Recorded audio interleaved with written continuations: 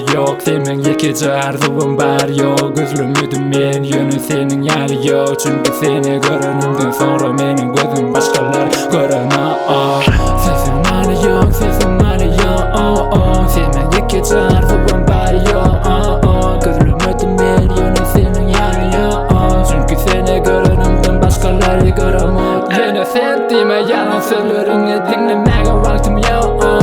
Anlaymanı sözlerim demek hiçim yalan yok. Bir de kardeşler elinde bulak yol. Sevsi halim yok. Dinle beni, Pascal verecek yok kimse. Yüzüp bariyer yeni yüzüm bu denizden. Beyguş eder benim kelami yakımlı sen isen. Öçme sana hevesim. Dinle sen yılet yan beni. Şeyle ova dört gözlü göret beni. Duygularım kanadın erit beni. Deme al bulutun heves öğreteceksin deme. Kade düşüncenim yok senin başkama. Yüzünde yol karşı görsem yetip bolyamama. Yine sen mıdama bolya deyip gezgirmama.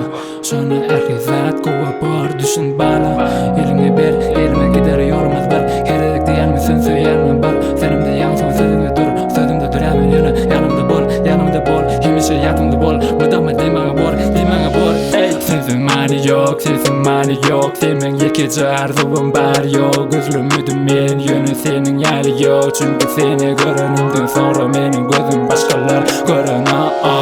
Sesin mani yok, sesin mani yok. Senin yekici arzuvun var yok. Özlümüdüm men, yönü senin yani yok. Çünkü seni görenimden başkaları göremez. Beri mana dar rayonun kötülüğünde maniken. Küçükteki